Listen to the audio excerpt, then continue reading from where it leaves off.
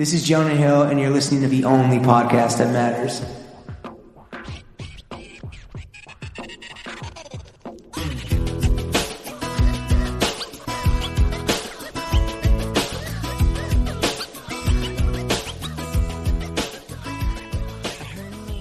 Throw Gang, we are joined by the head honcho of the Hawkeye State, the Admiral of Americana. He must put the Iowa in ayahuasca because we're fucking with the vision, the maestro of menswear, the king of collabs. You thought Justice League was long? This Snyder Cut has lasted 10 damn years. The Iowa State motto is our liberties we prize are our pork, Slipknot, and Todd Snyder we will maintain. Hey, bartender, Jack Purcell collab, graduating summa cum laude from Ralph Lauren University, designer of his eponymous brand, Todd Snyder. Wow, that's a great intro. I was going to say, Todd, can you put us in touch with your pals at the CFDA? I think we might need some hosting gigs. You know what I'm saying? Yeah, I was thinking about the Knicks, maybe, perhaps. I don't know. Yeah, right. How you doing? Good morning, sir. Yeah, very good. How are you? Good. Todd, the first thing we want to do for the audience at home is a little fit check where you are going to walk us through the totality of your outfit so the audience at home can paint the picture of what you've got on. The question for you, sir, is do you want to start top down or do you want to go bottom up? That's quite an innuendo. I think I'll do top down. Oh, all right. That's the wrong answer. You're supposed to go bottom up. So especially with the shoe club coming out that we're going to talk about, you know? Yeah. Well, I always leave the best for last. You know? Oh, okay. All right. That's totally fair. So let's start with it's like a runway show, right? Yeah, sure. Let's start with the spectacles, sir. So I am wearing a pair of green, almost like tortoise. They're called Zilch mascots. Oh, nice. Yeah. Since classic, 1920. Yeah, classic New York institution. Very on brand. We carry them in our store. We actually have a mascot shop in our store. And oh, shit. I've been huge fans of theirs ever since, my days at J. Crew back in like early 2000. Is that your signature style? You wear the Zilch, you said, or what was it? Yeah, the Zilch is this frame itself is discontinued, which is a bummer. But I did when I did a collab with them, 4 or 5 years ago, and we did this olive is my signature color, so it's just kind of cool. How many pairs do you have on ice? Because glasses break, they get lost. Yeah, do you get to steal all the PR samples? Like, since it's I wish. They're expensive. I mean, they are. A little bit of a discount, but I usually walk out of that place because once I get my prescription updated, I walk out with probably like 6 or 7 that I have to do because I everywhere, you know. Yeah, but man's blowing a bag of Moscow. You're a bulk buyer. I mean, that's just smart shopping. I get that 100%. And then what's is that like a chambray shirt? What do we got on top? This is my Todd Snyder chambray shirt. It's made of Albiati Italian cotton, so it's got washes down like perfectly and has a great hand to it. It's just like my favorite go-to item. A little high-low, a workwear silhouette in a very nice Italian fabric. That's what we're all about here. A little high, low. Yeah, exactly. And then with my melamine buttons, which are actually flame-proof or something. It's great. They're the military grade back in the day. So you're the first guest who has ever shouted out the maker of their buttons, which I think is going to set this pod up. It's all about the details. That's what Todd is, a details guy. And this is going to be a very detail oriented podcast. And then what's you have on what's I don't know if you're like wearing no pants because we're on Zoom. I don't know what the deal is, but no, I got a pair of my we call them our traveler trousers. They're actually e-waist with a drawstring and perfect for the airport. Like a little single pleat, nice, a little bit cropped, and then a little bit of a drop crotch too, so it's a little bit more relaxed. Sure. And then what is the footwear? We got socks on, and then I'm very curious about the grand finale here on the feet. I mean, I'm a pretty classic guy. I mean, I'm obsessed right now with Nike Blazers. I feel like I feel. I probably have ordered custom pairs probably, 10 times. I love like them. Nike ID? Nike ID, yeah. What can you describe the ones that you have on today? I just did the ones I made were just a white Napa leather, and then I did a suede kind of eye stays and a toe Nice. So, and just a white sole, but and with black swoosh, and Nice. one side's black, the other side's a gray suede. Oh, Nike ID is pretty sick. I mean, it's one of those things that, especially the blazer to me right now is probably one of the coolest, but also a bit underrated as far as, everybody's wearing Air Force, obviously, but right. The blazer to me just shows you got game. I just love that you, Todd Snyder, professional designer, use Nike ID just like a fucking 14-year-old kid who's listening to the show, which to me is like Nike ID is the great equalizer. Unbelievable. I mean, like, I shop on StopX, but the best is doing it yourself. And Nike, when New Balance had to shut their Nike or New Balance made in USA for a bit. So, cause they're kind of dealing with a lot of COVID issues and all that. But anyway, Nike ID has been my go-to for the last year. You kind of get bored. You're like, I'm going to make it. What's the most, cause you mentioned StockX, what's the most you've ever spent on a pair of sneakers? I think the most I ever spent was, I'd probably have to say these guys. I'll show them to you. These are my Jordan.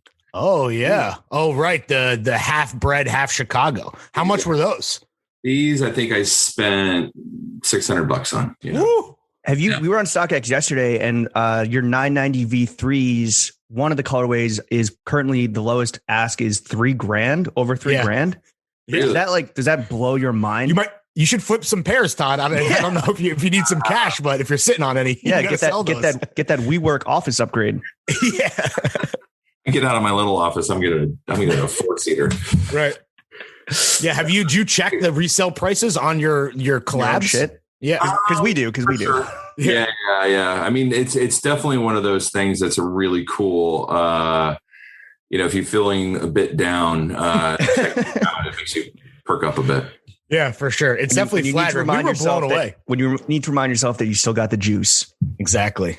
And then finally, or not finally, but I see a watch. What's the idea on that guy? This guy is it's a Tudor. It's a Tudor Ranger. I got this about, 5-6 years ago. Tudor's hot in the streets right now. They're killing it. Great. I mean, I just think they're kind of like underrated, kind of classic. Obviously, I don't know if most people know they're owned by Rolex, but they redid their kind of assortment about, 6-7 years ago. And they started looking back at some of the classics that they were doing and just been, to me, Ranger kind of looks like an old Explorer. Yeah. Rolex Explorer, but the Ranger I think came out in the 70s. If I'm not mistaken, under Tudor, and it's just a classic watch. It's a bit bigger. I think it's like a 44 millimeter, I think, but it's it's nice. If any Tudor reps are listening, everybody on this podcast would love maybe a Black Bay. You could just throw our way, just put that there. And then I guess finally, Todd, we ask every guest, what are the panties? What underwear do you rock every day? I wear my J. Crew boxers. Boxers. Wow. Okay. Yes. Boxers, man. Big win for the baggy ball boys. We have a boxerman over here and then boxer briefs up above. Yeah. But it's a bit of an ongoing rivalry of nuts. Todd is the devil's in the details. This man knows his shit. And guess what? He's wearing boxers. We are in rare company here. That does speak volumes, but I think that is a complete fit check. And then I saw Todd was sipping on, for anyone who wants the drink check, I think that was a Coke. Is that a Coke Zero? What is that? Zero. There you go. All right, Todd. That is a complete fit check. Let's get into the meat and potatoes of this podcast. So first off, breaking news. Well, I guess everyone knows at this point because this podcast is coming out in a few weeks. You and Converse have a Jack Purcell collab dropping May 20th. Why did you choose Jack Purcell? Like, why that model specifically? Because you're very intentional with your collaborations. Well, Jack Purcell to me has always embodied cool. And I think ever since I, started in the fashion industry, it's like the one sneaker you can grab and style it many different ways. You can either, wear it with shorts, you can wear it with a suit. And I think just because it is a cleaner design with the midsole and everything's just the kind of off-white, and then you do the blue sole. Sure. That to me was always the classic thing. And then you had that little bit of the smile on the toe that just kind of was a wink to classic style. And I still remember seeing, old photos of Steve McQueen, right? McQueen loved them. Yeah. James Dean wore them. And I heard actually when I was talking to the guys up in Boston about it, because that's where they're based, that Ray and Charles Eames used to have wear them, which I was like, all right, that's the ultimate fucking cosign, the most tasteful motherfuckers on the planet, right? Yeah, exactly. It's an Eames lounger for your feet, you know? There you go. Exactly. And then they've upgraded it since, the beginnings. They've got, part of the sole units and stuff are just really, really comfortable now. It's incredible what they've changed. 'Cause I used to wear them back in the day, probably in the 90s when I worked at Ralph. And then when I was at J. Crew, actually, started styling with them in the catalog. And I remember we were getting so many calls from customers like, where can I buy these? And at the time they were $50, $60. You can get them pretty much anywhere, but now they've kind of become a little bit harder to find. And they're still kind of a great brand that hasn't been touched so much. You know what I mean? Like everybody's done collabs. I've certainly done my share of it. And I always try to do something with brands that are original in their space. And Jack Purcell to me just embodies all of that. And the guy himself was kind of a cool cat. He played badminton back in the day, but apparently he was some sort of playboy back then too. So a badminton playboy. You love to see that. Here's a loaded question around his shuttlecock. Yeah, right. Exactly.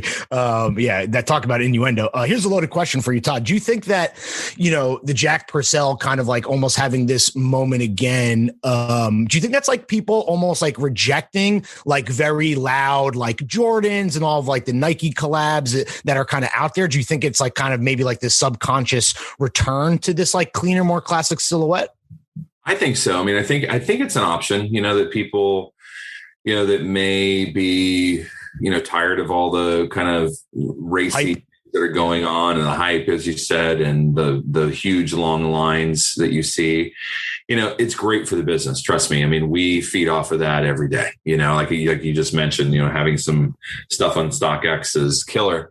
But then I think whenever you start to see something get really popular, that's the one thing I learned in fashion, that the opposite's going to happen. The pendulum swings faster than you think. Yeah. And so it's good. Like I said, I've certainly done my fair share of collabs with New Balance, and they've been incredible. And, we're going to continue doing that. But the opportunity to work with Jack Purcell was taking something that kind of had, this rooted in classic and reinventing it and being able to do an apparel line to go with it. And that had never been done before. So for me, that was like game on. Yeah. The opportunity to create like a whole look or a universe around the shoe itself. Exactly.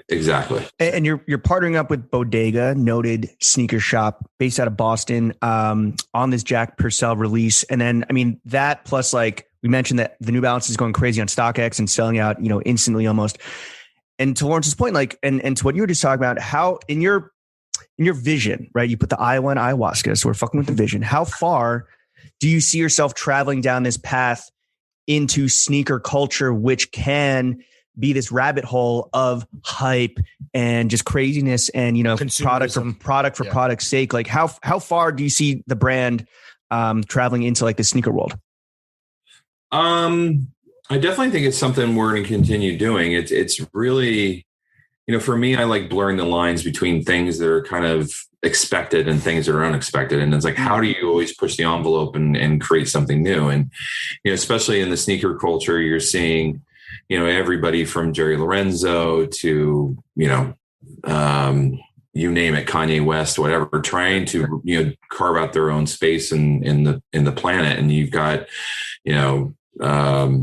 some Kim Jones and people doing amazing things that you're just like, wow, that's pretty sick. And then like, how do you do it differently? So for me, being kind of a menswear designer and being rooted in Americana, I like storytelling. I like kind of digging into the archives and going into like, who was Jack Purcell, and then reinventing it and kind of turning it on its head. And for me, that's where I get joy. And that's where I think our customers really enjoy, getting stuff from us. Cause, we did a collab with L.O. Bean that launched last fall, and it was incredible. And everybody knows who L.O. Bean is. And it just blew out in weeks, or not in weeks, days. It was gone. Basically, we had our biggest day ever online. Oh, wow.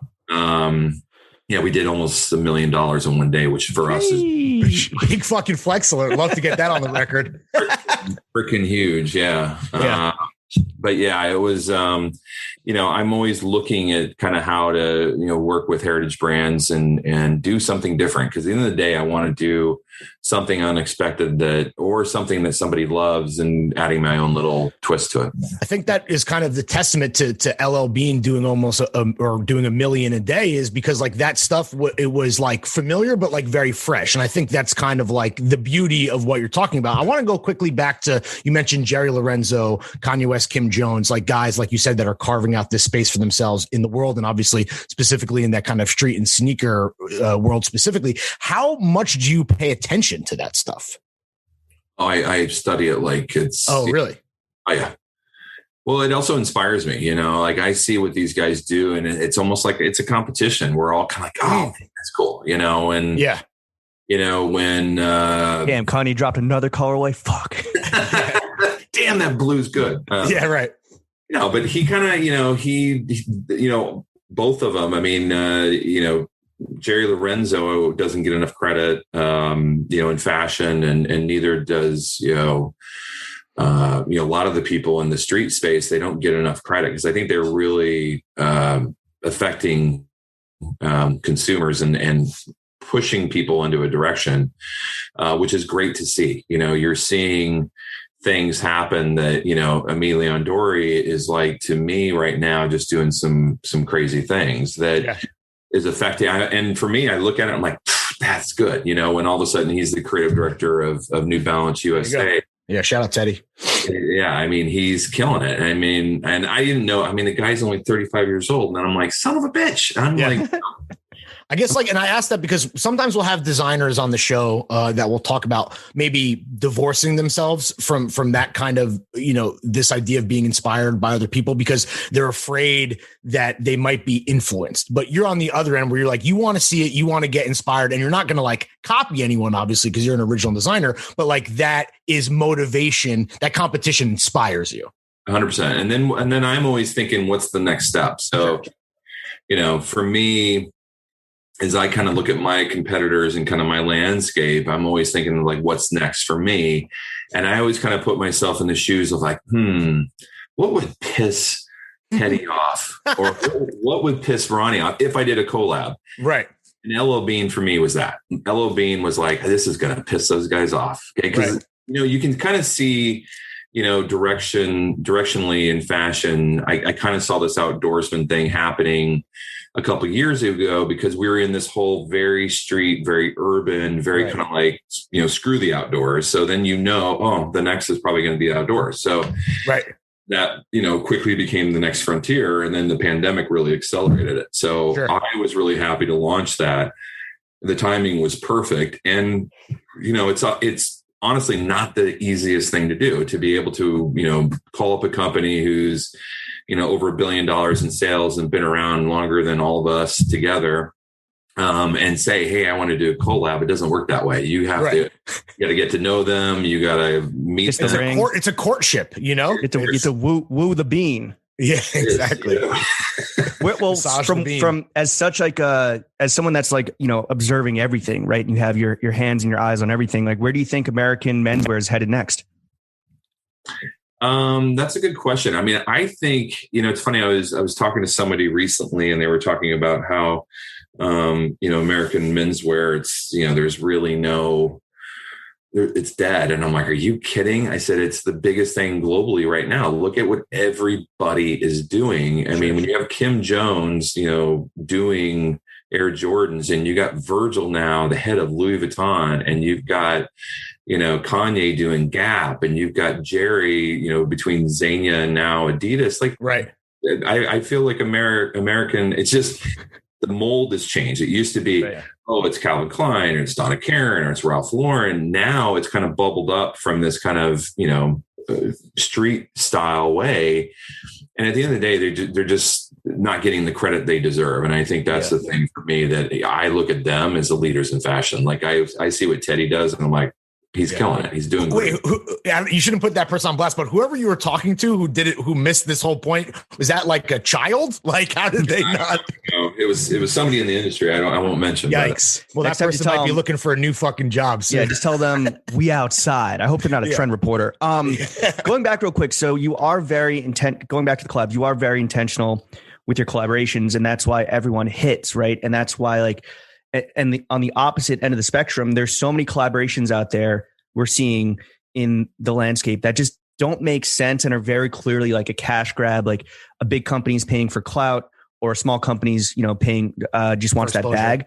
Yeah. Who have you turned down? And can you please name names on the collaborations that have not come to fruition? You have not put the Todd Snyder stamp of approval on.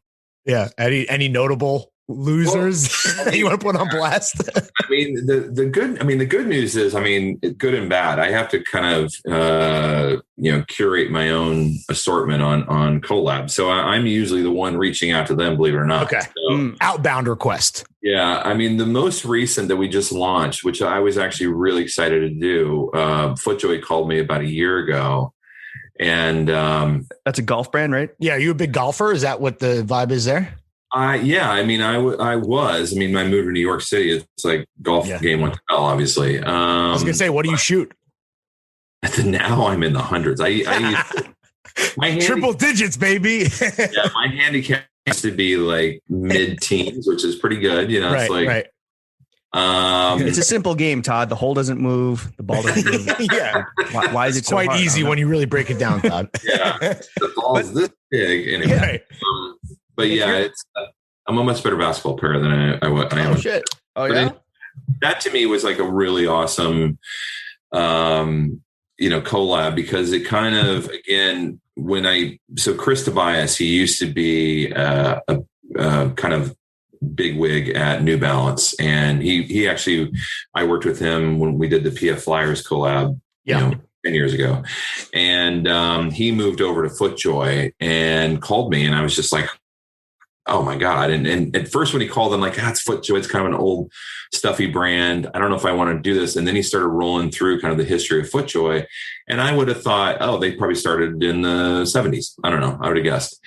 Lo and behold, they've been around for over 120 years. And they really, and when he told me kind of their market share, they own 60% of the foot market share in golf. Like they own over Nike, over everybody, 60%. And same thing with the golf glove. And the same company that is owned by them or owns them, also owns Titleist. Oh, wow. Okay. So they're the number one brand, period. Just full stop. Other than the clubs, they pretty much crush everything. Yeah. And despite you, like normally what you're saying, it's an outbound request. You're reaching out to the people that like you want to work with. This is an opportunity that came to you. That's few and far between, you would say? Few and far between. It's something, I shouldn't say that. I got an email this morning. I got an email from Globetrotter, and they make pretty sick luggage. I was going to say, I hope you have a good time on this podcast so we can get some free luggage at some point in the future. God damn. Is that why you're going on vacation? You're going to field test the goods? Yeah. Those bags are like $1,200 easy. Oh, very much aware. Who's your dream brand to collaborate with? Yeah. Let's manifest. Converse, is that like a step towards, Beaverton? Oh shit. Yeah. You play ball, you hoop, right? Nike would be amazing. Nike would be amazing. Who wouldn't want to collaborate with them? What would the Todd Snyder Nike signature look like? I think I'd give Virgil a run for his money. Really? What, you cut like more holes in the Jordan? Yeah. Make the shoe more of a piece of shit. I would definitely give him a run for his money. I'll tell you. I love the confidence. Wait, real quick, so Nike, Todd, I want to hear about your hoop game. What position did you play? I played shooting guard. Okay, were you a shooter or like a slasher? I'm a shooter. Okay, you wet from three? Yeah, the 3-point. I'm a little older than you guys. You're older than the 3-point line?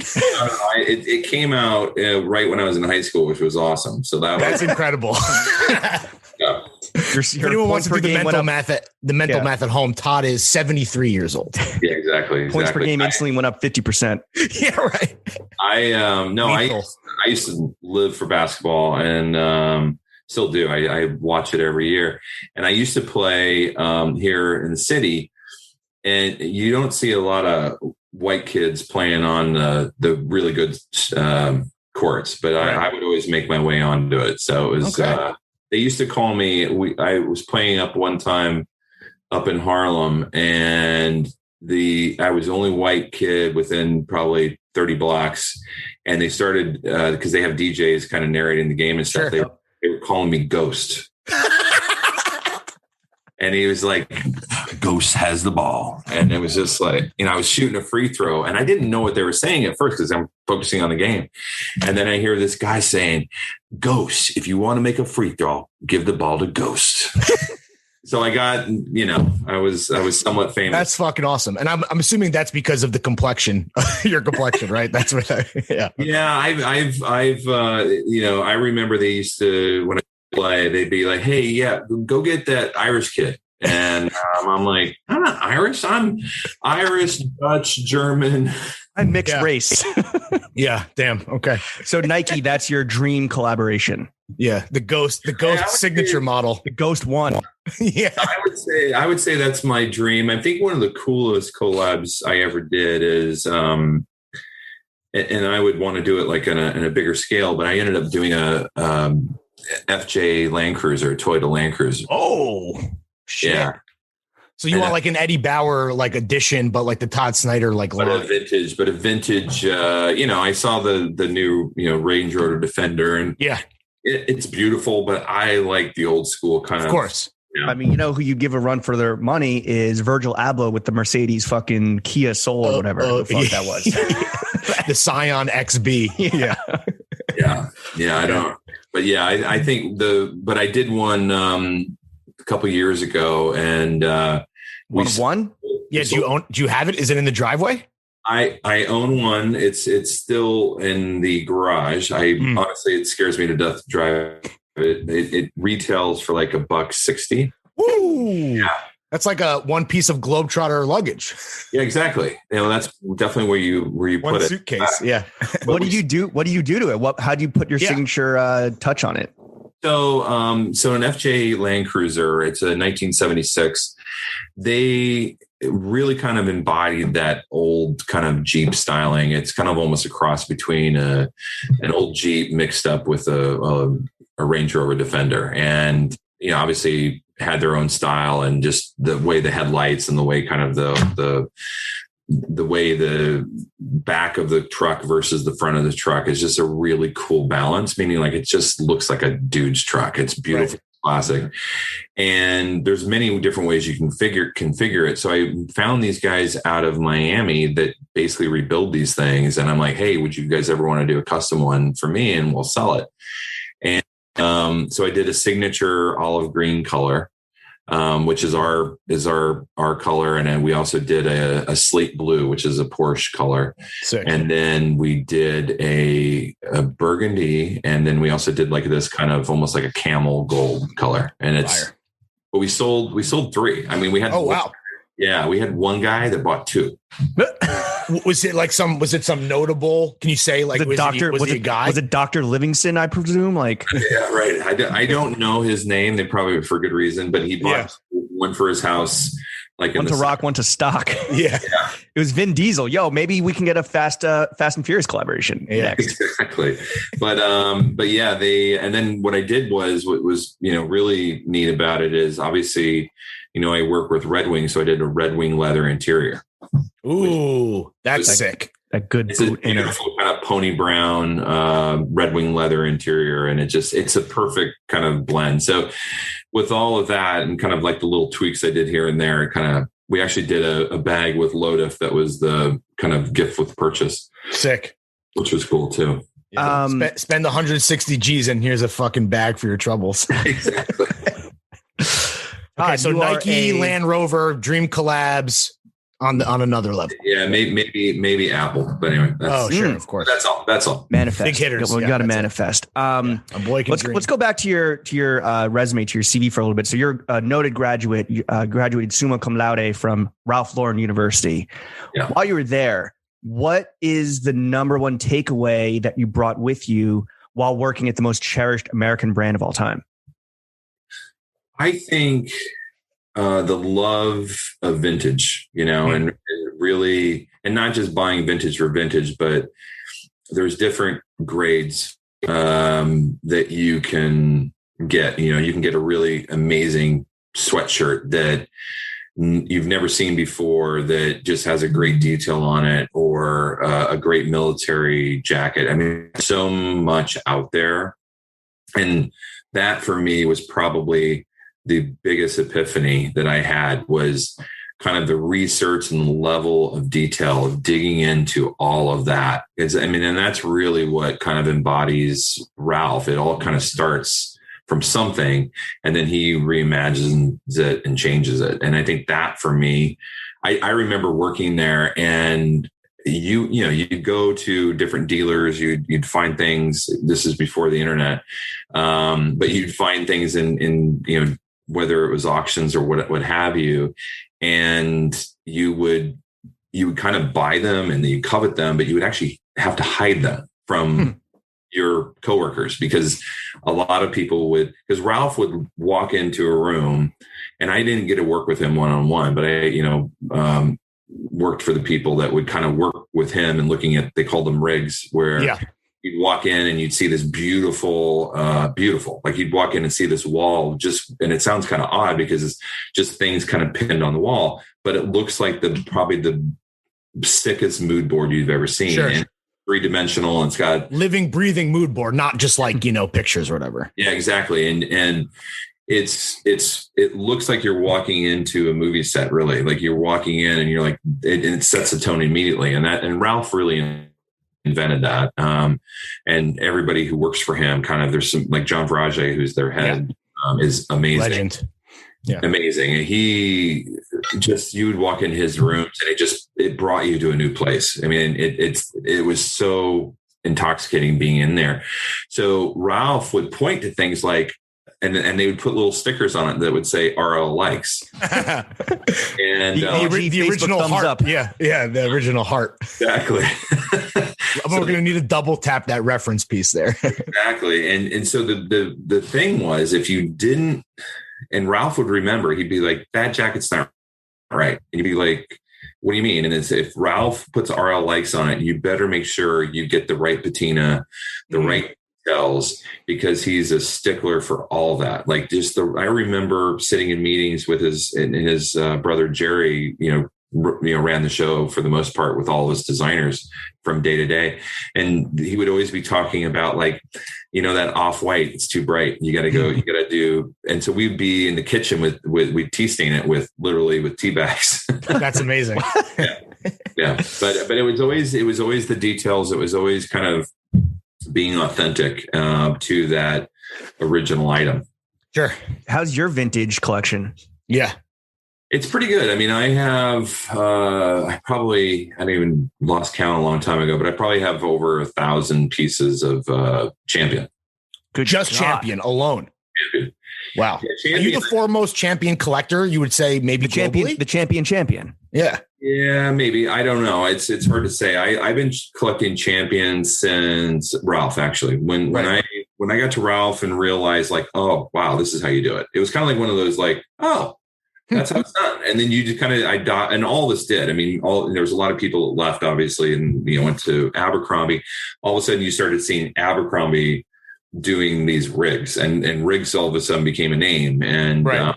It was, for a while, there was a lot of demand for vintage, because all of us were looking for it, because all of us were kind of these, graduates of Ralph Lauren University. And so it was hard to find great pieces. And then you're competing with, Japanese covet American vintage. Right. Of course. So anyway, I've been collecting Champion for decades now. And whenever I go to Japan, they always have the best stuff. And I would just be like, I'll take this. I'll take this.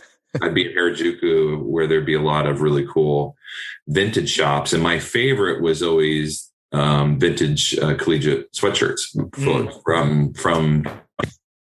So I still, to this day, when I am going through, either vintage or just my own collection, or just like, oh my gosh, like there's just so many great details, and whether it's a wash, whether it's a fade on a graphic or whatever it is, I'm just always blown away by that. Sure. Is it true during your time there that you would make custom shirts over the weekend and just show up Monday and some new shit that like was just a flex on your office mates? Well, that's how I got discovered, really. I mean, I was interning. So I'd been at Ralph as an intern back in the early 90s. So like 91, 92. I cold called them. I was coming to New York City, straight off the boat from Iowa. And I knew you sailed here from Iowa. Yes, I did. Yeah. I took the Great Lakes up. Anyway, there's no water in Iowa. It's just, but anyway, just pork and Slipknot. Yeah, exactly.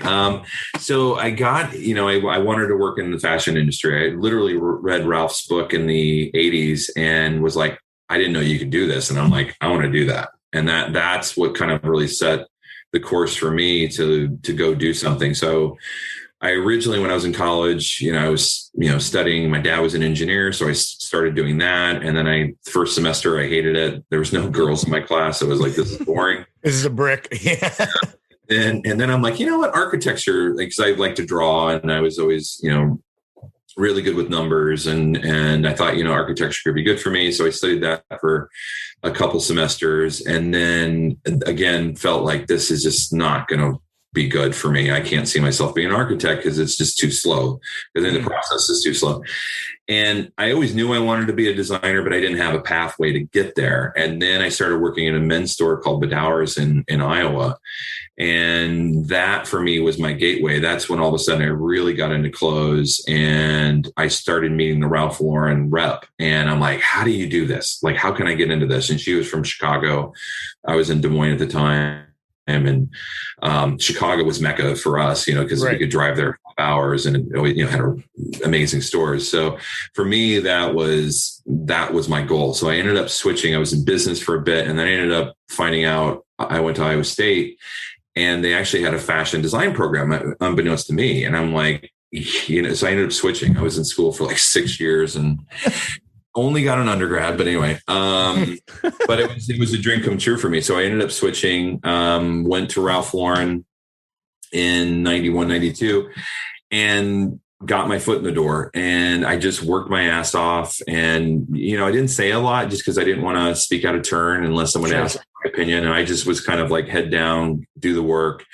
I would like rearrange somebody's closet, and they would be like blown away. I just was always like, how do I make my boss's job easier? That was always my goal. Absolutely. I would stay late, we didn't have computers back then. So a lot of it was just like, faxing and doing a lot. So I'd stay late to do all the faxing, and literally you'd be sending these tech packs that were 100 pages, and you'd have to fax them to Hong Kong, and it would take a good hour, and you had to make sure every page went through. So for me, it's like, I didn't care. This was like a dream come true for me. But I remember I was wearing, one of my shirts. So I would actually sew shirts on my own. And this is actually after I moved here, because I was interning and then I started working there. And I was wearing one of my shirts. And I used to make my own shirts back in the day because I didn't have a lot of money, obviously, coming out of college. But there's amazing fabric stores here in the city that, obviously a lot of the designers discard some of their fabric. So I was just like, oh my God, I'll take this. And you get some amazing linen from Italy that, Ralph threw out or Donna Karen threw out. So I was actually sewing my own shirts. You were upcycling before it was a trend. Right. Yeah. Oh, there you go. And I remember I was sitting in a meeting, and the design director's like, hey, you didn't know my name. And she was like, fax boy. Yeah. Hey, fax boy. I don't even think she knew I faxed, but anyway, but she's like, I love your shirt. Who makes that? And I was just like, I did. And she's like, what? And she just kind of like, from that point on, I started, and she loved it. And she's like, what else do you have? And I showed her my sketchbook and whatever. And all of a sudden I started getting included in more and more meetings. So for me, that was like a real, game changer for me, because it really kind of allowed myself to build a little bit of confidence and have a voice without, being too forward. Yeah. Sure. Was it, going back to before you moved to New York, was it tough growing up in Iowa and being really into fashion and design? Yeah. There's definitely in the 90s, I think there's definitely, a stigma around fashion for men anyway, that I think it's changing for the new generations. Every, 5-10 years, it seems like it's being more and more accepted, whether it's, celebrities or athletes that are into clothes, kind of has given people permission to think, hey, this is fine. There's always been, this kind of stigma around fashion. And if you like clothes, you're gay. And, for me, when I was growing up, that was always kind of like, oh gosh, is somebody going to think I am? And, now I'm, 30 years later, like, I honestly don't give a shit. Yeah. And, right. Who gives a fuck? Yeah. Yeah. Probably 70-80% of my friends are gay. And like, to me, it's just, it's no different than, you and I chatting. It's, and I think that was always kind of the thing when you look back at it, like, God, that was so silly. Yeah. Think of all the kids that were deterred from, doing what you did because they're like, oh, I don't want to be perceived a certain way. Yeah. I was the only dude in my class when I switched over. That's the thing. Get into fashion, get some pussy. No girls in engineering to being the only dude. And I used to, I was still friends with all those guys in engineering and finance, and they're like, "Can I come to some of your classes?" Yeah, it's like audit. The flap of the butterfly wings that launched Todd Snyder is Todd in college just wanted to get some ass. That's really all it is, ladies and gentlemen. That's all it is. A tale as old as time. When you did make the move, when you sailed here from Iowa on the high seas, what was the biggest culture shock you had to get used to? Because I have to imagine that coming from fucking your town that has a population of like 3,000 people to the greatest city in the world. Yeah. What just blew your mind? And, maybe you're still not even used to it. I don't know. Well, New York City is the best city in the world. I 100% with that. It is the coolest city and the best city in the world. I've been here 30 years now, and you're finally a real New Yorker. I might be. Well, I've had 3 kids here, so I can, at least they're real New Yorkers. So yeah, for sure. The next they're your anchor. They are your anchor babies. Exactly. So, for me, it was tough. I think the biggest thing is just the intimidation of all the people, and everybody's very fast to get to the point and do business or whatever it is. And I think that's something that I don't know if I'll ever get used to, but it's, certainly taught me a lot. And I've always kind of been on my toes, and it's always been something I think continues to challenge me as far as like always wanting to strive to do better. And I think my advantage is just because, and that's the reason why I think I do a lot of my collabs, or I'm able to do them, is because I use my Iowa nice when it's necessary. And it's a superpower. It throws people off. It's always like, what? Why would you're not a dickhead? I don't even know how to talk to this guy. Why is this guy saying please and thank you? The fuck? Yeah, what the fuck is wrong with you, bro? Well, Todd, you've been in the company of greats. You've worked for the greats. You are arguably going to go down in history as one of the greats yourself. We talked a lot about Ralph, but and he is considered one of the greatest designers by a lot of people, like their personal opinion. Who is on your Mount Rushmore of fashion designers? So top 4 unranked all time. Menswear or anything. Anything. Well, let's keep it a fashion. So yeah, not Eames, but Right. I think Ralph is the top of that. I think Ralph is, he created that. He's the blueprint. 100%. He did something well before anybody else did. He did it in such a great way. He's also, I think Perry Ellis would probably be another person that I'd put up there. Just sure. And fortunately, his life was really kind of R.I.P.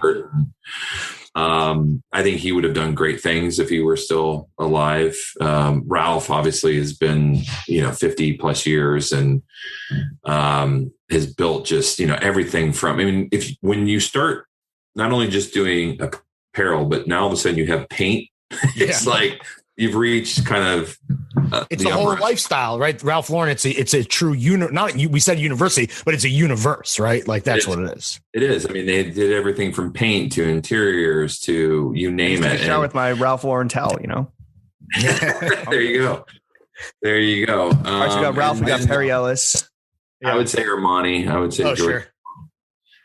And then I don't know, that the last one I would probably have to say I probably have to go Japanese on this one. Yoji? Yeah, I would probably say Yoji on this. I'm thinking it's kind of a toss-up between Junya and I'd probably say Junya, actually. I just think for me, that's where, and everybody's like, oh, everybody just does collaborations, whatever. I mean, I started doing it really, really early on. And truthfully, I was following Japanese fashion. For me, was where I got the idea for collabs. I was like, huh. And you would see just some of the craziest, coolest mashups with like his Brooks Brothers collab, right? Yeah. Like that early Brooks Brothers stuff or Levi's was crazy. Yeah. And what was your first collaboration? Oh, my first was at J. Crew. My first actually was with Jack Priscilla, believe it or not. Oh, wow. Full circle moment. Yeah. Yeah.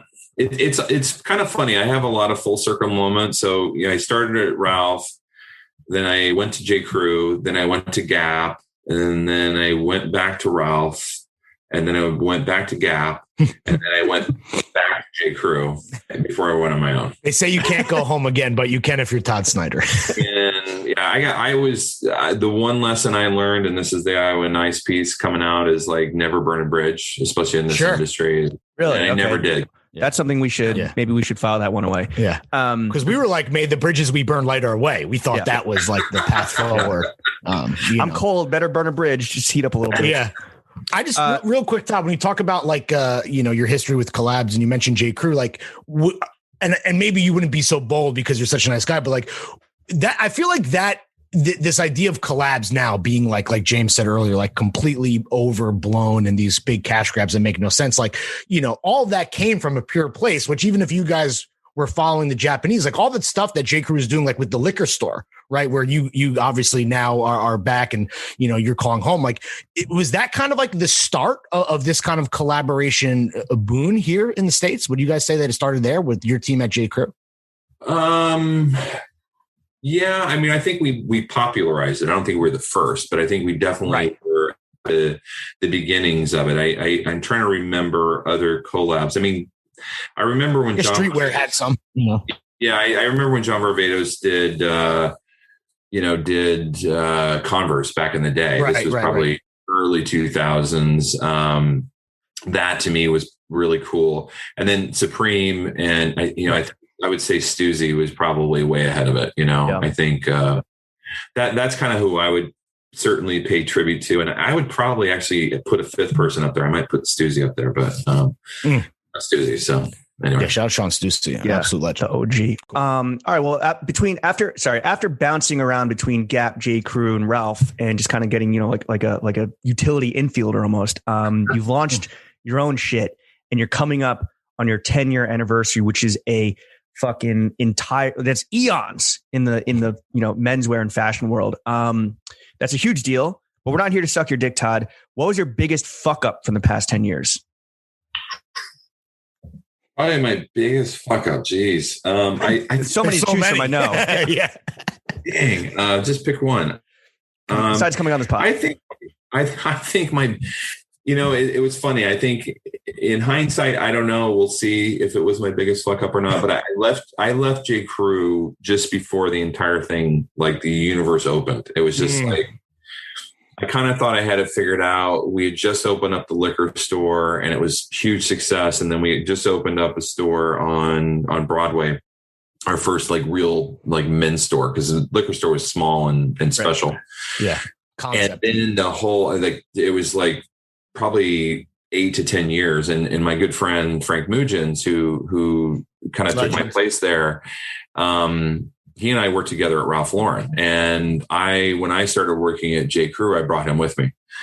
And I can say this now, it was like the plan was for me to leave and start making enough money and then bring him on board. Got it. A year or two later. And in fact, I contacted him like a year and a half later and I said, I think I can afford you now. And he was like, I'm never leaving here. Right.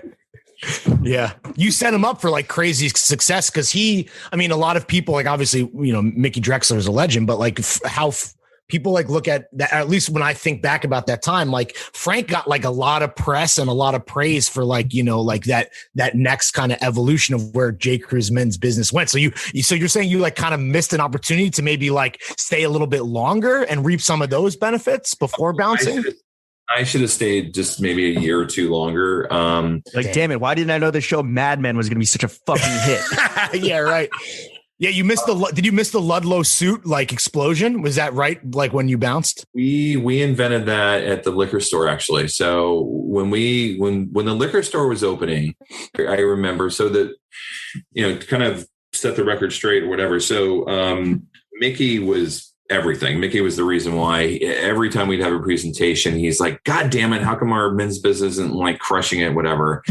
And so he finally was, men's business was always kind of good. It wasn't great because, we were always in the back of the catalog. We were always in the basement of the store and just guys weren't discovering us yet. So he called up his good buddy, Andy Spade, and say, Andy, you got to help us.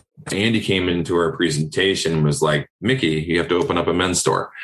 And then he's like, I knew it. So then from that, Andy came up with the idea of like, look, because obviously he had been kind of ideating on Jack Spade forever. And he's a genius, by the way. And he was like, I have a place we should do it. And we should do it and call it the liquor store, blah, blah, blah.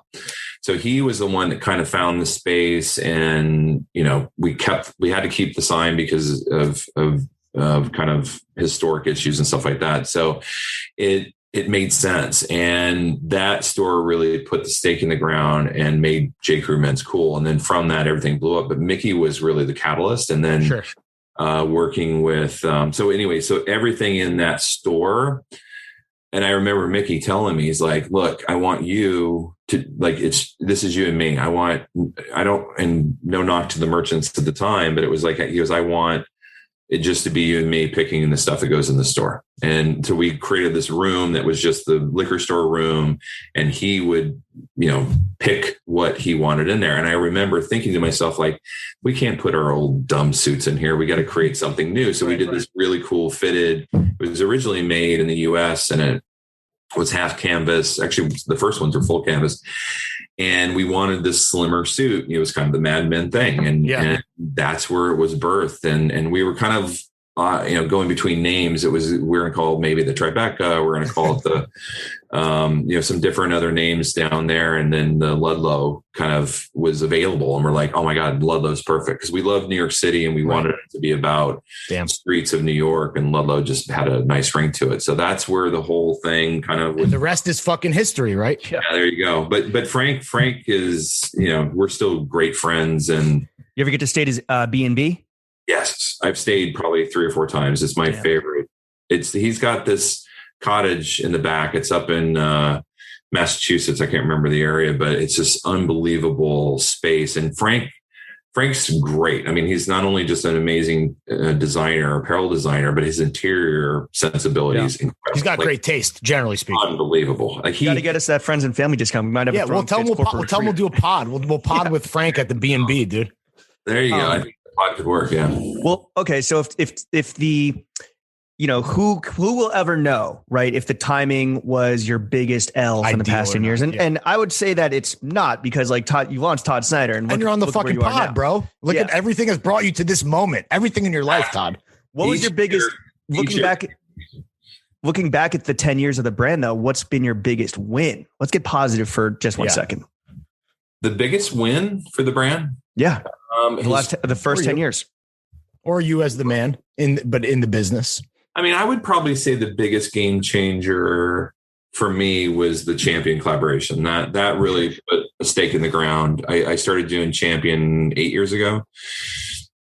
And, this is before I was anything. And I remember meeting their, creative director, Ned Monroe, and he just really kind of, he didn't know who I was. He didn't quite know my style. I invited him to a couple fashion shows. Probably took me a year or two to kind of get the whole courtship, through. You're methodical with your wooing, right? Yeah. This isn't a college girl in a fashion class, right? This is, we've been dating for quite some time. Right. And, ironically, he was also, he worked at J. Crew just before me. He was at J. Crew. I think he was running men's before Mickey got there. So, we had that in common, and he'd been in the industry a long time as well. And anyway, I used to, I would always, connect with him and try to figure out how I can do this collab. Because for me, this was really super important because I knew, obviously, I'd been at J. Crew. I did, Red Wing was like the big blow up, amazing ways, where that really put us on the map. And then we started doing New Balance, and we did Timex. And then I remember Mickey specifically. At first, he didn't want to do the Red Wing. It was funny because he's like, Todd, who wears those boots? They're heavy, they're workman. And I go, every dude in Brooklyn. I said, my entire team, exactly. Oh, Williamsburg. Yeah. So I kind of told a fib to my merchant at the time. I can tell everything now since it's been a while. NDAs have expired. The statute of limitations. Yeah. And Mick and I still talk, and he doesn't remember that conversation, but he kind of was like, I don't think it's a great idea. So I went back to the merchant, the buyer at the time, and I said, I think he's into it. I think he's into it. I didn't say no or yes. I said, I think he's into it. Like, give me a firm yes or no. So I kind of took it as, I think he's into it. So long story short, she ended up buying it. They bought 300 units, and then they came back to me 2 weeks later after we launched it. And they're like, Todd, we need 3,000 units. Can you get it by December? And that was, so it became the biggest shoe that in the history of J. Crew that they ever sold. And it was a $400 boot. And they were like, and then that's where Mickey said, what else you got? So then we went through and literally listed every brand we wanted to work with. And Champion was on that list, obviously. And Champion was on the list, but the difficult thing is, as you know, or as I said before, doing these collabs aren't easy. I was doing all the outreach and all the kind of before, because this hadn't quite caught on yet. I remember we met with Nike. They were part of the assortment. We had Levi's at the time. So we had a good list. But I hadn't gotten, and I didn't do this intentionally. It was really, I hadn't gotten, it's because I did reach out to Champion, and I got a kind of a, no, don't think so. And so I kind of just backburned it because there was a lot of others that were front burner. Timex, and it's hard. I mean, it's like literally, it's not like, hey, let's do a watch, and then you just pick up some watch they have. Right. Like, I'm in their archives literally, and with a loop and like going through like old watches and saying, but I want that marking, or I want this, whatever. And it took me a long time to do all this. So each one is a lot of detail. And I knew Champion, I was going to do it later on. But then when I left, I thought, you know what, let me pick up the phone and start doing it again. And then it's the white whale, right? That's the white whale. And a lot of them were truly white whales. I mean, LL Bean was the biggest, and I had no idea that they had never collaborated with anybody ever. Right. Which, let's not bury the lead here. That's insane to be the first ever collaborator, right? Yeah. Especially with a brand like that. And then they're family owned, and they're very, very protective of their brand. They tried to do this on their own, right? With Alex Carlson, with LL Bean's signature. When I say do it on their own, they tried to kind of do it in house, and it was kind of a thing that was trendy, but like not maybe on the level that like happened with you, where like shit went fucking. Well, I think my kind of where I am today is a little different now than I was 10 years ago, for sure. And I think what Alex did was amazing. I mean, I remember another graduate from Ralph Lauren University, correct? There you go. Exactly. Mm-hmm. And he talk about incredible. That guy is, definitely in a league of his own. I mean, when he left, and they loved him up there, when he left LL Bean, he's a Mainer. And as they say, as I found out, and I'm from away, I don't know, and you guys are probably from away as well, I'm assuming. Yes. Yep. But he was a true Mainer, so they of course loved him, and he left and did Filson, and like, I don't know if you've been in the Filson stores, but it is like, he is so good at creating that environment. I think that's the one thing he probably would take away from Ralph Lauren was just creating that moment. You go to a store down here in the Flatiron and you feel like you've walked into an old, shipbuilding yard. It's unbelievable. It's unbelievable. But anyway, that was kind of like the biggest win for me because it set everything up. And then what ended up happening is I did the City Gym store down on Elizabeth Street, which was an incredible, I made it look like an old boxing club meets sporting goods store. So we painted the brick black and added City Gym to the top in paint. And then the interior was all this very kind of modern take on industrial furniture. So it just had a nice blend of old and new. Sure. And then we were selling, sneakers in there and baseball bats and pennants. But we wanted it to be this kind of, embody kind of this whole, champion lifestyle. And kind of, that's what I took away from Ralph Lauren is kind of creating that environment. And because that environment existed, and this is what changed my life, in a really good way. Jay Schottenstein, the CEO, owner of he's a multi-billionaire of American Eagle, came in with Roger Markfield. Their head of, business and everything for American Eagle, came into that store and they're like, who is this guy? We want to meet him. So it became your calling card, kind of. Exactly. It did. Right. That's what teed me up and kind of got me noticed by them. And then about 2 years later, they ended up buying me outright. So, exactly. And then that changed their grill. Yeah. Yeah, exactly. So I guess based on all of that stuff, I guess then the next question is what is the goal for the next 10 years, right? We talked about the biggest L, the biggest W, being teed up to be in the situation you are now. What's the main path forward, would you say? Well, we're in a really good position. I mean, we've had an incredible year. Congratulations. Thank you. Us too. I mean, yeah. Talk about the three biggest winners during coronavirus. Don't know about other people, but we're doing great. I mean, there was definitely hiccups here and there. We definitely had some, we haven't sold a suit. We just started selling them again. Every suit just sat. Yeah. Yeah. It was especially tuxedos. Nada. Yeah. Damn, but now guys are starting to wake up and oh shit. That marriage, I kind of fuck, I got to get married still. Yes. That's still happening. Yeah. Damn. I thought we could probably pause this for another six months. Yeah, anyway. you're my quarantine bay. Yeah. Exactly. So people are starting to kind of come out of their kind of hibernation and thinking about suiting. So we're starting to sell that. But other than that, I mean, our stores just were god awful. As you can imagine, we were shut down for 3 or 4 months and our business was probably 40% of what it was in a normal year.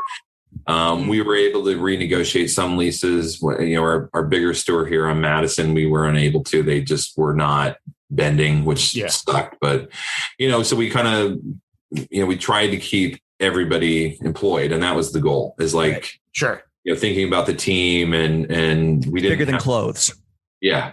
We didn't have to, at the time, we're just we want our team to have something that they, can pay their bills with and stuff. So we actually had some of them working from home, customer service calls, but our business online was going up because we had, all this amazing champion collab stuff between joggers and hoodies and all that. It was through the roof. So that really changed our business. And because of that, Jay is the CEO of American Eagle, is looking at sales reports from us. And he was just holy crap, these guys have something here. These guys, because we're hitting critical mass now, because all of a sudden now we're hitting a threshold.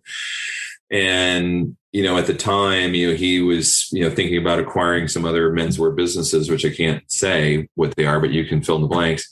And, something heritage-y type of thing that he was thinking about. And at the time, but he just thought, what, we have this brand Todd Snyder. Why don't we fund it and grow it? So that's the new directive is how do we grow?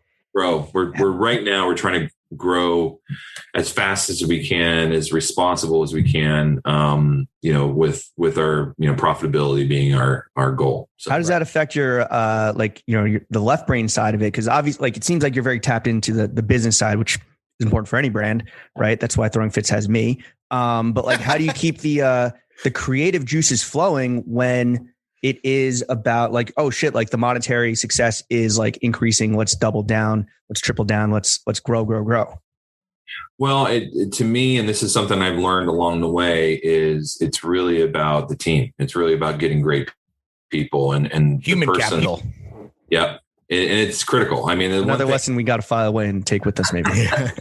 That's what I learned from working with Mickey is it's always important to have, the creative part of it, but having the business side of it. So I ended up hiring, he's our chief product officer, which is Alejandro, who he came from J. Crew actually, and he ran men's at J. Crew. So and what was great about him is he took J. Crew Men's from a $250 million business to a $500 million business. Oh, wow.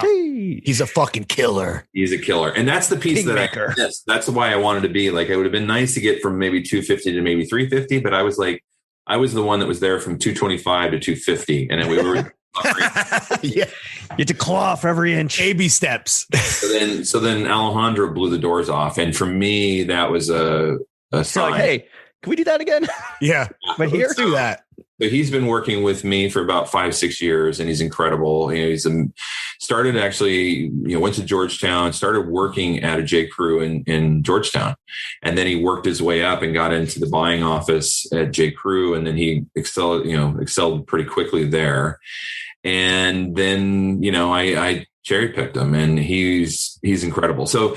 And then I've got other people on my team that are great. Right. You guys know Tyler from Ralph. And he better sign his ass. Yeah. Better get that ink dry. Now, he's great. And then I've picked up another guy, Keith George, who used to be at Gap in operations and finance. And then he was at Gilt running all of merchandising for a bit back when they were Park and Bond and doing, amazing things. So you're filling out the roster. You're getting the roster fucking tight. That starting five is unimpeachable. It's the Toon Squad. You got to shout out the homies. These are the homies that make the magic happen behind the scenes, right? Right. Todd, you're the face, you're the name, but like these are the guys that make the shit run on, the trains run on time. We got the handsome face doing the only podcast that matters. Then we got the fucking real brains in the back, fucking, Yeah. Well, Todd, I know that these people have been delegated to kind of run the show so that you can keep, your eye on the prize. But I know just talking to you over the last hour, I know that you are so tapped in. So I have to imagine you know the answer. What is the best performing Todd Snyder piece? Best performing Todd Snyder piece. It is not the suits. Yeah, currently not the suits. It is actually best performing piece year over year is our pocket sweatshirt from Champion. Oh, okay. That's the one. Year over year. On the flip side of it, putting tuxedos and suiting aside, what's the worst performing piece? Yeah. We don't have a lot of those. Good problem. The good problem. Good answer. I would say, the worst performing pieces right now are just anything that's still kind of in that, more tailored side of things. But we're seeing anything new. It just sells through. We're kind of in this weird zone right now that I think we're getting discovered. Right. And a lot of people heating up. We're heating up, but it's a good problem. I mean, there's not a lot of competition right now. And I think that's definitely helping us. It's you either have high fashion, which is, the Gucci, the Dior's, the Loewe that are super expensive, but they're really niche. And Tom Brown and a lot of guys are buying that. And then you've got, J. Crew isn't what it used to be. And there's really nobody in between. There's not a, like you have high fashion and you have fast fashion, but there's that middle ground that like you are currently occupying and taking advantage of because the shit, like you're just providing the shit that people want. Yeah, exactly. And that's the big thing with American Eagle and my boss, Chad Kessler. He actually used to be at Abercrombie back in the day. And he's come to us and said, hey, look, there's huge white space here. You need to jump on it. And it's true. I mean, there's just, so we're just trying not to fuck it up. Is probably what, right. That's great advice. That's the director from American Eagle HQ. Don't fuck this up, Todd. Don't fuck it up, Todd. What's something, and here's like the third question in this section. What is something that sells really well that maybe would surprise people? What's like the sleeper Todd Snyder special? I think the thing right now, it's blowing me away, is this sweater polo. And it's almost like this 50s. Yeah. Like a knit polo. Well, I guess all polos are knit, but yeah. Yeah. But this has like fashioning, which kind of makes that kind of qualifies it as this is like a Rat Pack by the pool vibe. Exactly. This is definitely that. Damn. That looks. It's those are great for summer with some shorts and some loafers. Come on, boys, let's go. Exactly. The Rock wore one recently, and Dwayne the Rock Johnson. Yeah. What size is he? He, well, now he's a little bigger. You don't say. His name is The Rock. He might be The Rocks now. I don't. Yeah, right. He is the Boulder. He's a jetty. Yeah. What is that? Double XL?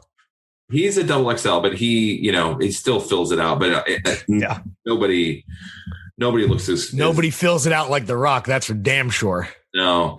So whenever he posts it, it just okay, sure, blows the doors off of things. So I definitely have to. Ilaria Urbanati is his stylist, and she's always getting stuff on him of ours, and that usually makes a bestseller. But that's been this whole kind of 50s retro kind of rockabilly thing is a thing happening right now. This whole kind of like bowling shirts and camp collars, bowling shirts, those knit polos. Yeah, 100%. Some wise guy shit. That's the big trend right now. And I think that for a lot of people surprises people, but they're very wearable. I mean, you can wear it in your own way. Like you said, wear them with shorts, you can wear them with a suit, you can wear them with a pair of trousers. And it makes guys like feel like sexy. Like that's really what it is, right? Like the stuff you feel good about yourself, you're confident, and then if any chance I get to put cashmere on my nipples, you better believe I'm taking it. Well, you mentioned The Rock, and obviously he's like one of the most he might fucking be president one day, right? He's like one of the most positively perceived people on the planet. Big approval rating. He is for sure like, a legend in his own right. But just generally speaking, do you care if celebrities wear your shit? I mean, it might move the needle, but like, does that do anything? Does that like move your needle, if you know what I mean? Like, does that, what does that do for you? It's definitely, I think it's a proud moment, especially for the team. I think they really, it does kind of validify kind of what we're doing, or validate what we're doing. I think it's, I don't look for it as being kind of, I remember when I started, it was always about, we got to get into Bergdorf's, and we were fortunate enough to be exclusive of Bergdorf's and Neiman's.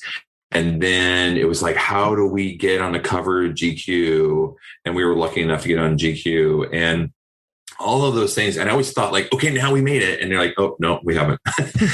It just was never enough volume. And it is nice. I mean, I've gotten to know, quite a few, celebrities, and it's really awesome that they're willing to wear your stuff, but it doesn't make the brand. It really, it's awesome. I'm always super complimented. And I think menswear is slightly different than women's wear, where, they spend every waking moment to do red carpet. And, how many times hey, what are you wearing to the guy? They never do, so even if he is wearing, a Todd Snyder tuxedo, it doesn't move the needle that much. I mean, The Rock, definitely, whenever he wears a style, within a day it's sold out.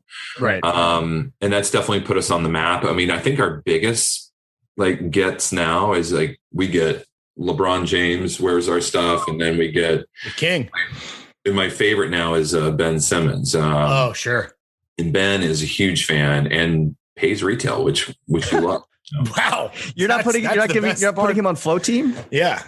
He never, we didn't know he was wearing the stuff. And then all of a sudden we're seeing his Instagram feed. We're like, holy shit. And then he just he loves the brand. And Todd, I mean, you could trade him for some courtside tickets, some courtside seats. Yeah, I'll do a game worn jersey, please, and or trade some knit polos with The Rock for like a signature The Rock workout. There you go. Jeez, try to put yourself through one of that training sessions. Is there a celebrity that you would love to see your shit, or are those really like wearing your shit, or is it really just all like hoopers? LeBron, obviously the GOAT, and then like guys like The Rock that just move the needle. We get a lot of people wearing our stuff. I mean, I've been really fortunate. So, who do you want to see it though? Like Joe Biden, fucking yeah, I would Elon Musk. I would have loved to have had Joe wear ours, but he wore Ralph. So I have. Oh, okay, sure, right, yeah. You know, he's got the next one. Yeah. But no, I'm fortunate that we've gotten a lot of amazing celebs wearing our stuff, you know, and I could never, you know. It's all a blessing. It's all a blessing. It's always it's gravy. If I would say anything, it's always it's house money.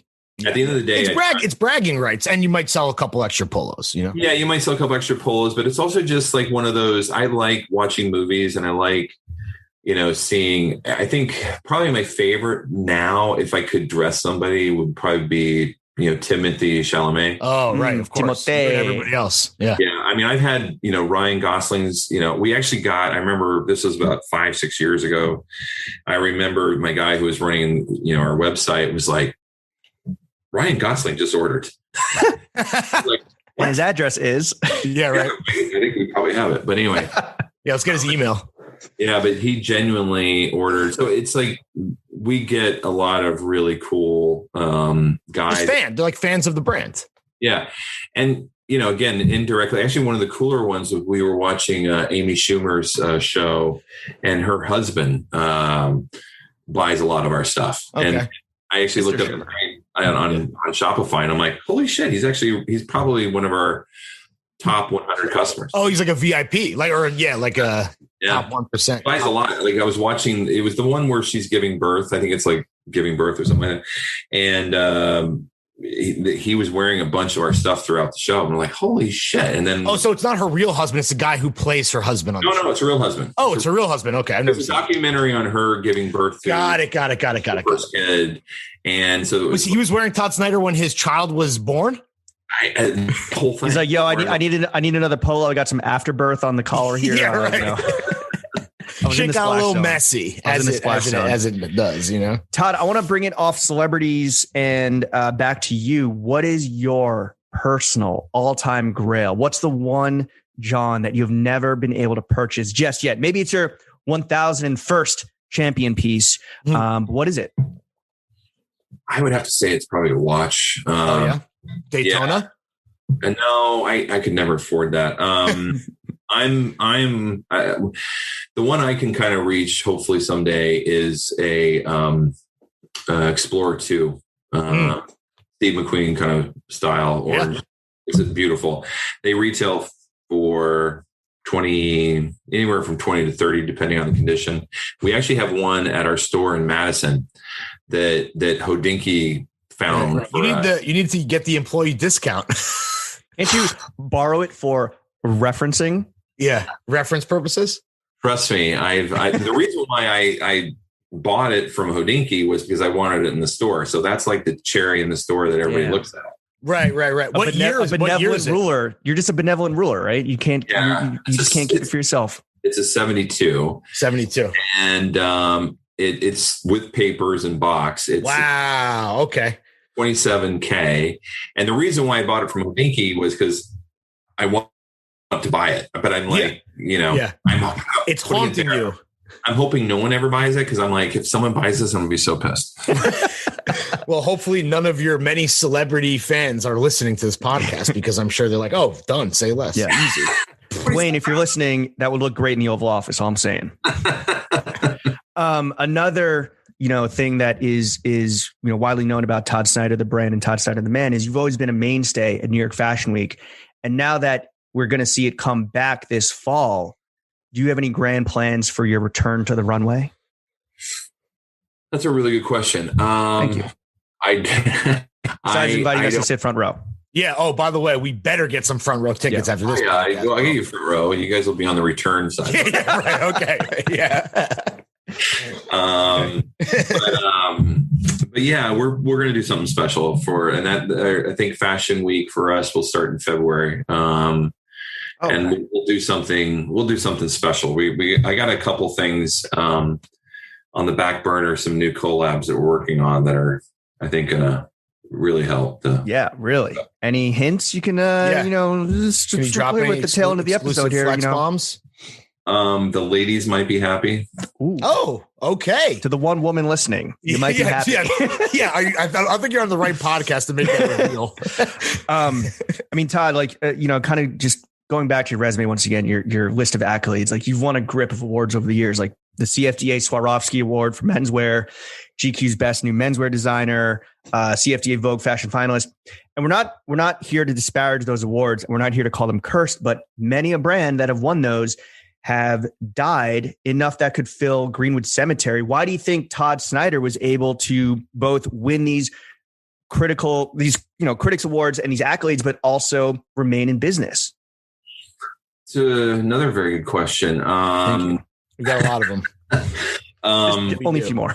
Yeah. Well, the good news is that I and thank you for, some of those I did win. But the good news is I didn't win a CFDA, which is probably the reason why I'm still in business. But being considered for it is, I know it sounds cliche, but being considered is actually worth its weight in because the people that know about it. I mean, obviously, my customer doesn't know anything about CFDA. It's an industry thing. Yeah, it's an industry thing, and it opens a lot of doors for you. So, when you're starting out on your own and you're trying to build momentum and getting like a GQ to notice you, and then getting, Anna Wintour to know who you are, I can, pick up the phone and literally call, anybody on the CFDA and say, hey, Todd Snyder, can you help me? And in fact, I did do that when I was starting up. So getting the Vogue Fashion Fund gets you, most people don't know who you are. And so it kind of gets you known with that immediate group that can really change things. Reed Krakoff was a good mentor for me.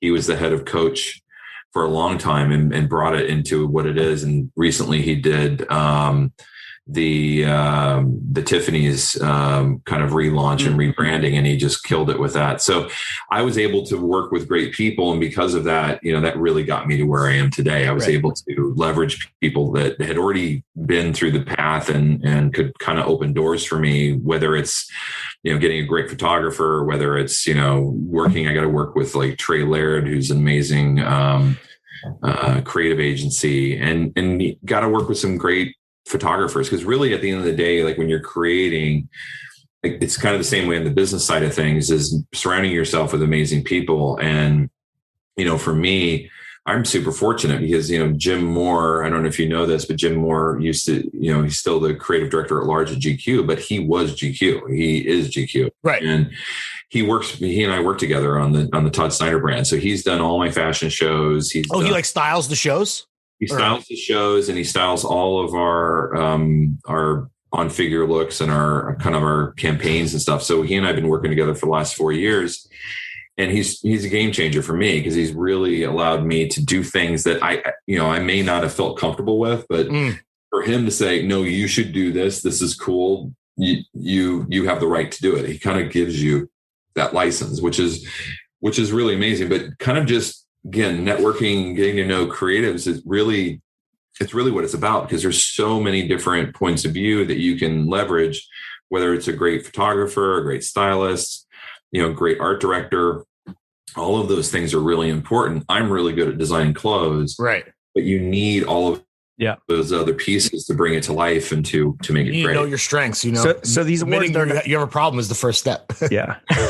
But these awards aren't like the end goal, right? It seems like they are more of an enabler, right? That open the doors. And just because you won these awards, you shouldn't just sit back on your laurels and fucking pat yourself on the back. And, I think that's important for any aspiring designer. Like just because people just because you hit, just because you're verified on Instagram doesn't mean you fucking, can run a viable business.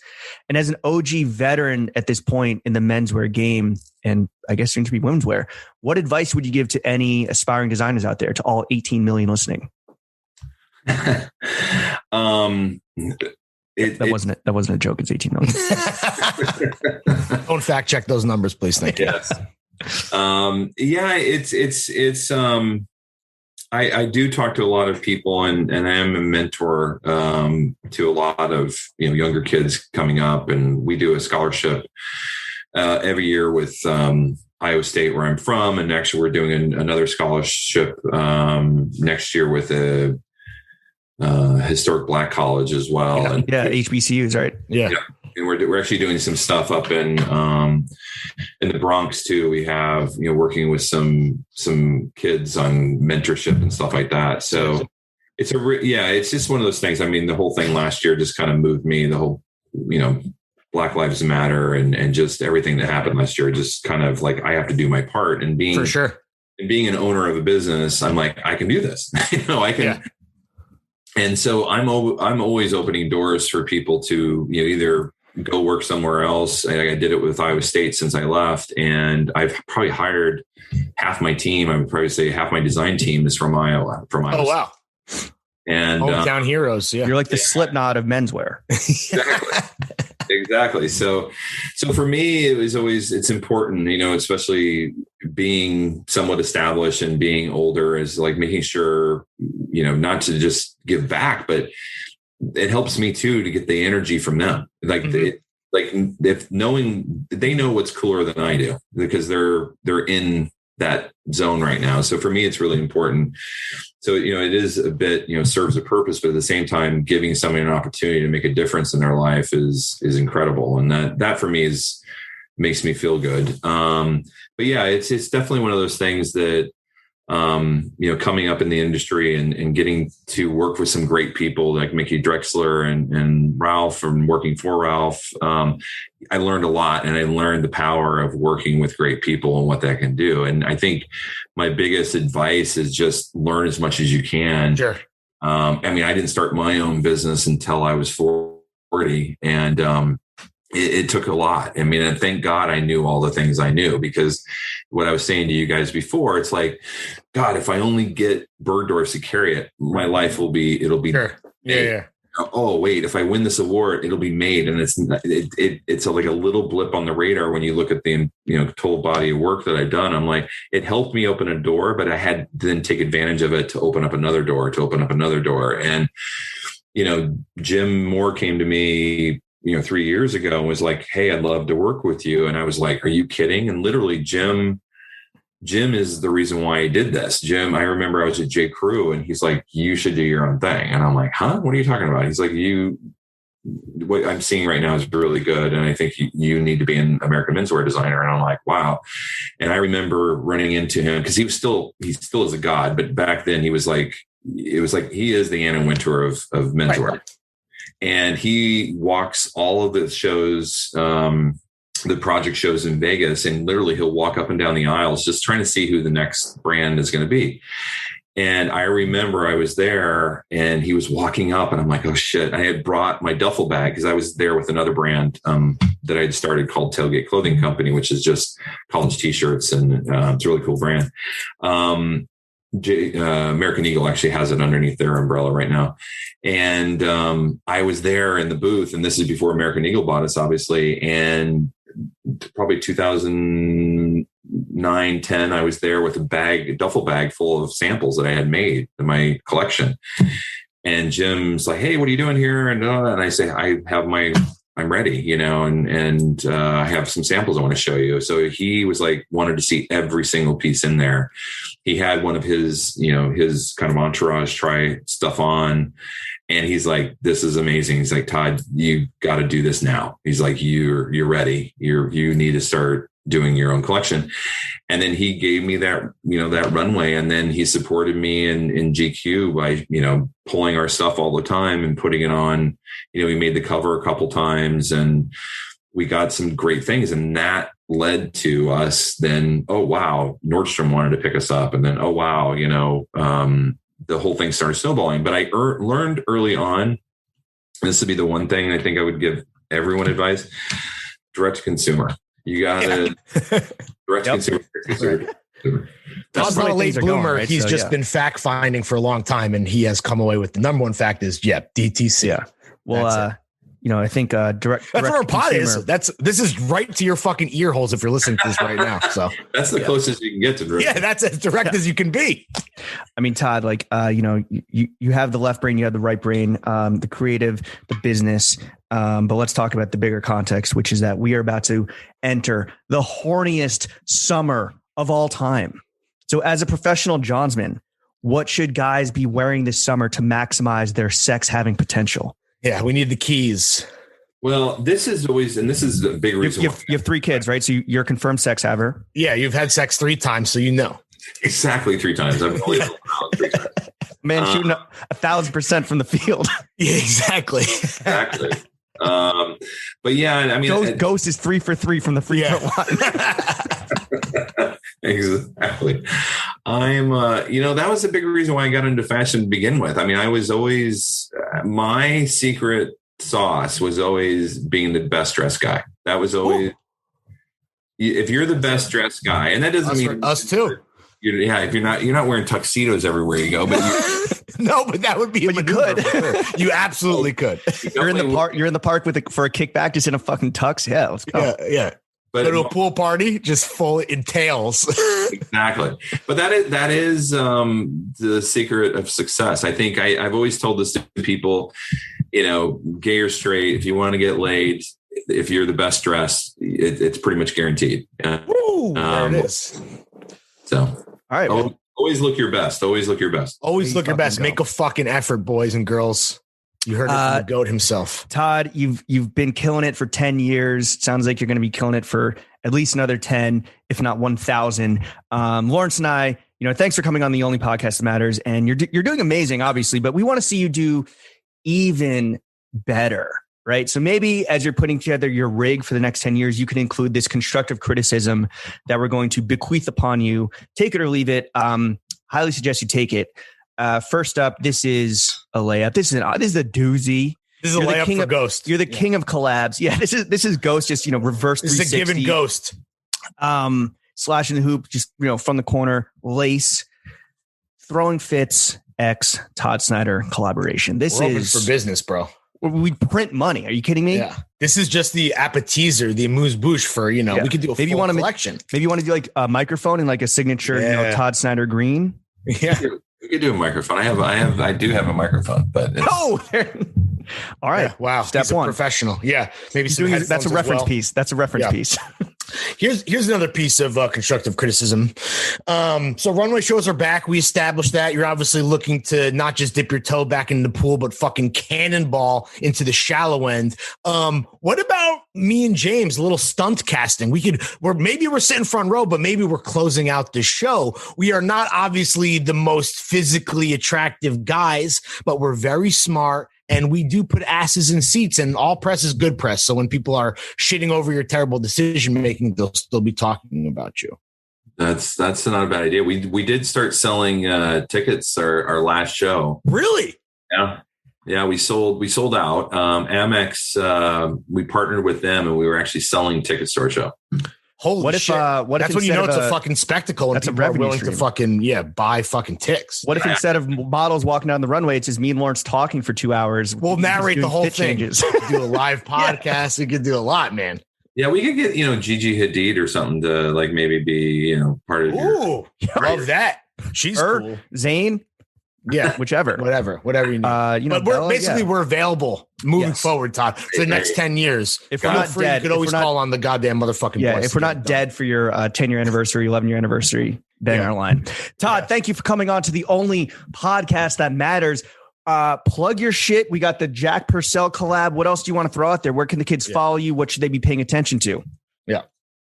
Yeah, Instagram for us, it's everything that's coming down the pike. There's a lot of really cool things. This fall is going to be a fun one. We got LL Bean number 2 coming out this fall, which is going to be big budget sequel. We bought like 4 times as much this year, so hopefully we don't sell out in 3 days. But we're hopeful that I think people are going to love it. There's some really incredible things, like I just next level shit. And by the way, I could dunk just for those. Oh wow, you could dunk. You can no longer dunk, but you could. No, I How could. tall are you, Todd? I'm 6'3". Okay. Wow. All right. You got it strong too. When you collaborate with Nike, put some moon bounce, or something, some lifts, some risers. Develop some new tech so that you can start dunking again. That would be nice. That would be nice. I'd probably have to get new knees at the same time. You can collab on some new knees.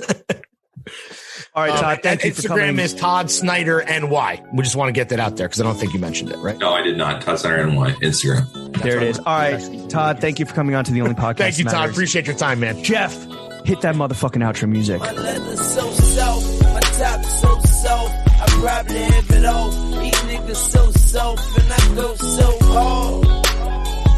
Bitch, I go so hard. She said my leather's so soft, my top so soft. I probably have it all. These niggas so soft, and I go so hard. Bitch, I go so hard. Yeah, look. I get money, ho.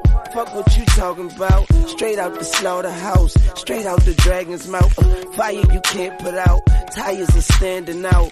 The coupe look pigeon-toed. I be in a different mode. I be with them different hoes. No, I mean them different hoes. I mean them weed seed, bumper clot, different hoes.